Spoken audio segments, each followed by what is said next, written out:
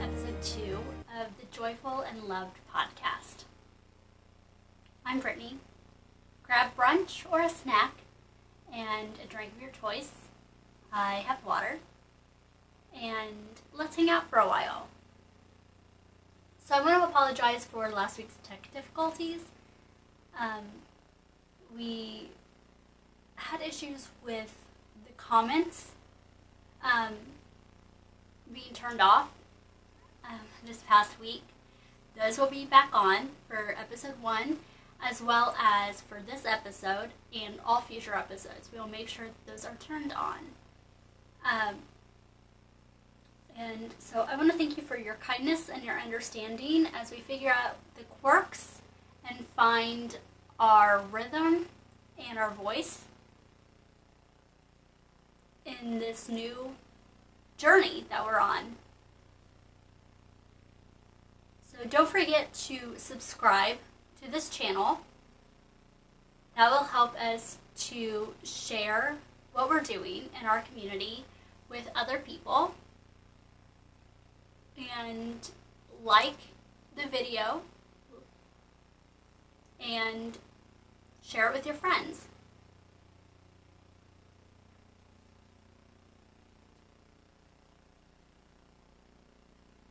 Also, with social media, there is a page on Facebook you can find by just searching the Joyful and Loved podcast. And you can also now find us on Instagram, email.com. If you have any prayer requests or praises, you can contact us there and let us know how to pray for you. Last week, we talked about how to move forward, or the process of moving forward, and what joy meant to me.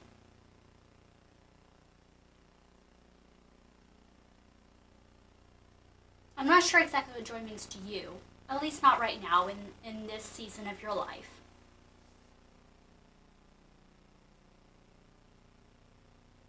It often looks different for everybody.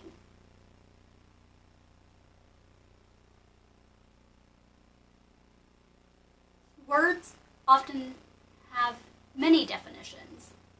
It's one of the reasons why English is such a difficult language to learn. One word can have multiple meanings. You can look at a text message from a person and not understand the meaning that they had behind it. Seeing it in written form doesn't always define the emotion and the context that someone implied it to be in. And today I want to talk about what we allow to define us.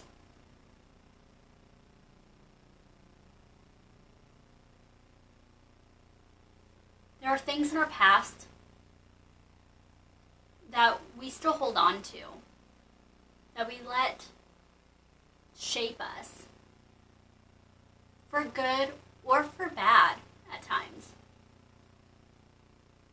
And these things have been lessons in our lives if we've let them, or they've been roadblocks in our lives. Are there things that we need to forgive as we're moving forward? That's difficult to do. It's even harder to forget. That can't always be done.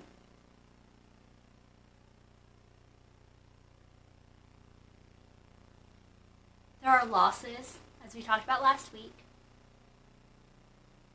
and experiences that we faced. But sometimes we also let illnesses or expectations that we have on ourselves or on others or if we find ourselves as people pleasers, the expectations others place on us. And we allow those to define us. Maybe expectations that world standards have on us. And we've allowed those to define us. Maybe there's toxic relationships. Or you've been in a toxic environment. What about your thoughts and your habits?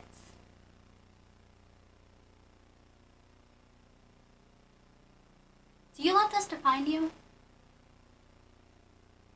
Are they always good? Or could they be worked on?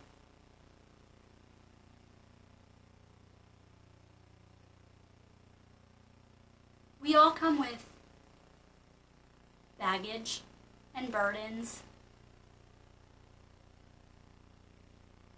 things that we're afraid to share with others, weight that we carry that we don't want other people to have to carry with us, or we know that they're carrying their own stuff. If they were to also carry ours, wouldn't that just be an added burden to them?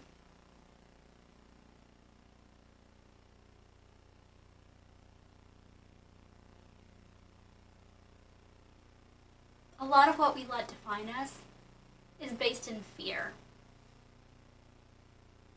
And like a lot of things, fear comes in two parts. There's the good kind of fear, the kind that tells us to run if someone's chasing us, or that allows us to protect ourselves if there's danger. But then there's unhealthy fear. The kind that kind of makes us paranoid and frightened at things that we shouldn't be. Things in our past, in our present, in our future that we have no control over. And sometimes the lack of control itself is the most terrifying thing of all.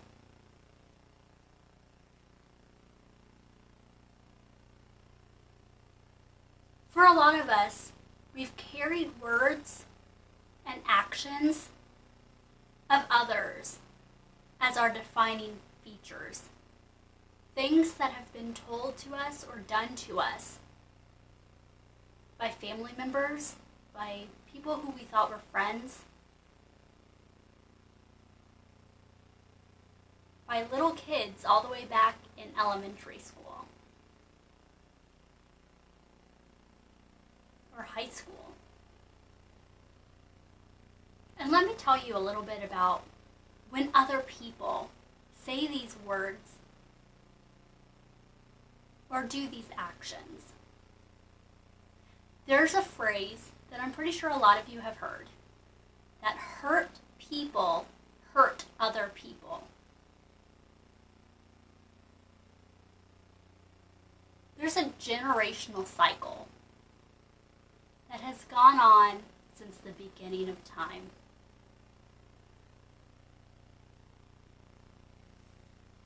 We like to blame other people. When we're feeling down, we want other people to be brought down too. If we want to be better or stronger or more powerful or richer, someone else has to be weaker and poorer.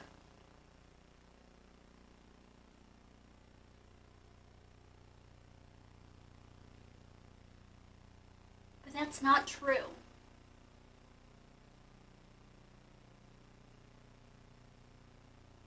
These generational cycles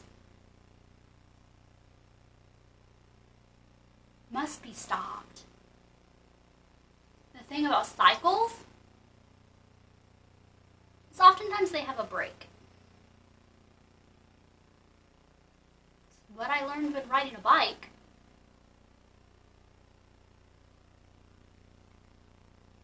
but how do we apply that break when it's gone on for far too long and it's hurt so many? And I know that there are so many self-help books out there, and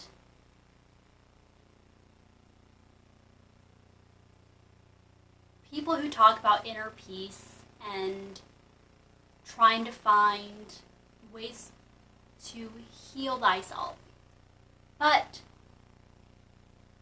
what I'm talking about is a little deeper than that. It has to do with our minds and our hearts and being there for each other and being a support system.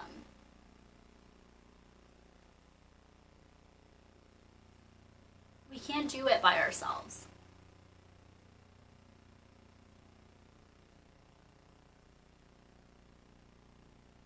There's a stigma about taking care of your mental health. There's a stigma about talking about real issues, about struggles, about pain, about hurt that is internal. And people just want to push it aside, pretend it's not happening, repress it, bury it, ignore it.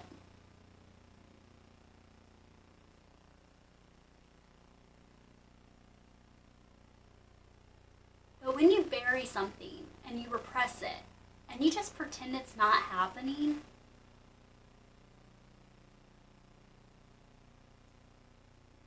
those wounds get infected.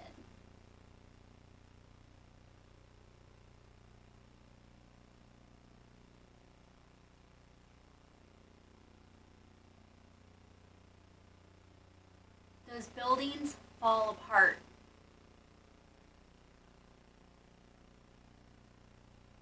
Foundations crack.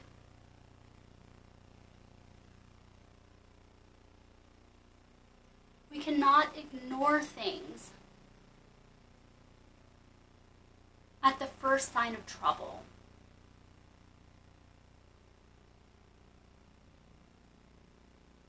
It is not a sign of weakness when you acknowledge that you're hurting.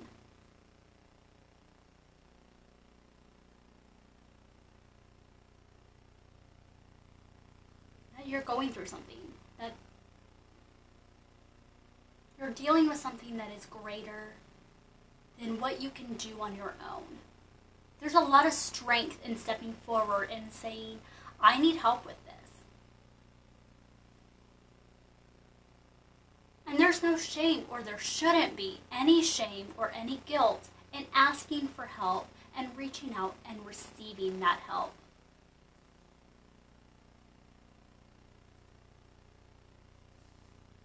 And I'm sorry if you've ever experienced that. I know I have. And I know how that feels.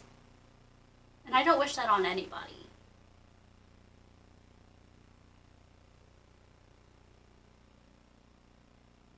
But never give up on becoming a healthier version of yourself.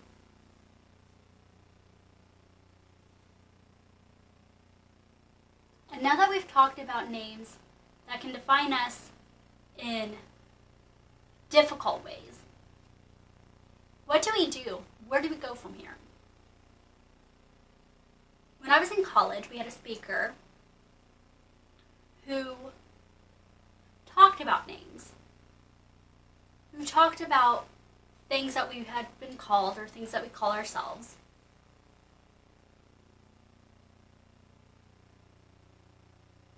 And it kind of inspired this specific podcast because it stuck with me all of these years. Because that evening, I went back to my dorm, and I wrote down a list of words that I define myself as, or other people have defined me as. And I came up with a list of over 100 words. And I've never really shared this with many people. I shared it with a few at the time, but I never really talked about it since. A lot of those words could be grouped together and have a word that defined multiple words and kind of make groups of words fit into that definition. I narrowed it down to maybe the top 10 words that kind of defined all of those 100 words.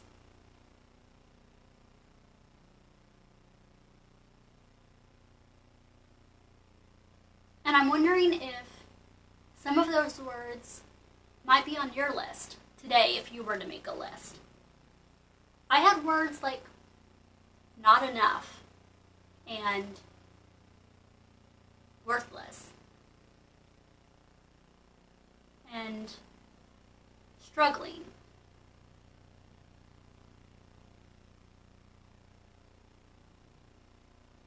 Scared.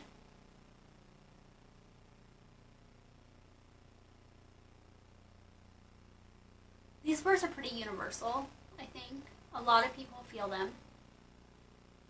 I can't remember all of them on my list right this minute, but as I was going through them, I realized that each of those words also have an opposing word.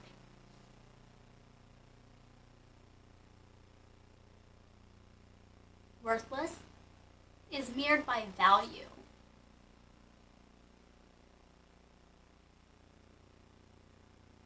I could see myself as not enough, or I could see myself as enough.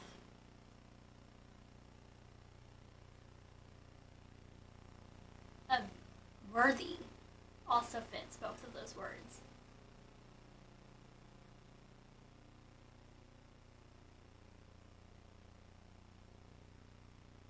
Scared, brave.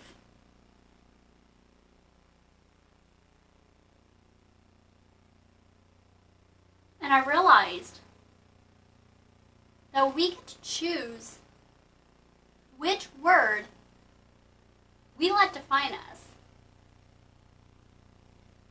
In the moment, we may be feeling one way. But by our choices and our actions, our thoughts, our behaviors, we choose who we're going to be, or who we are at our core. We don't have to remain who we are or who we were, or keep those words that once defined us. Or when we look back, we might realize that those never defined us in the first place. They were just words.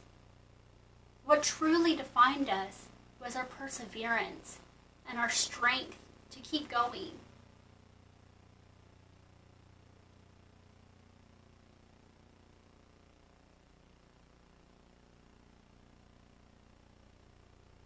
What are the things that you love? Those things don't necessarily define you, but they can sure help to shape yourself and help you find those words.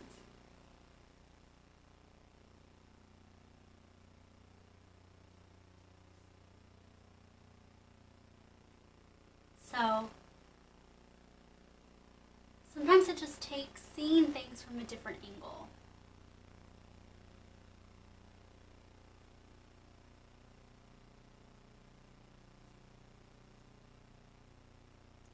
Who are you, or who do you want to be when you are fully loved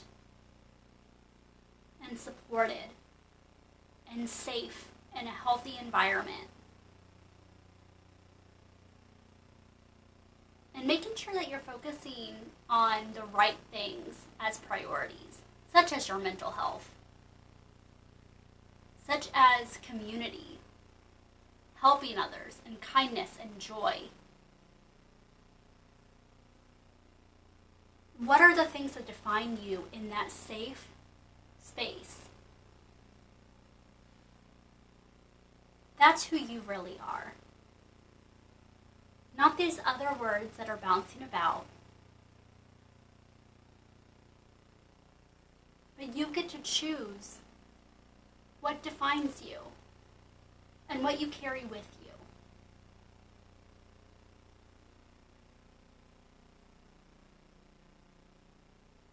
So,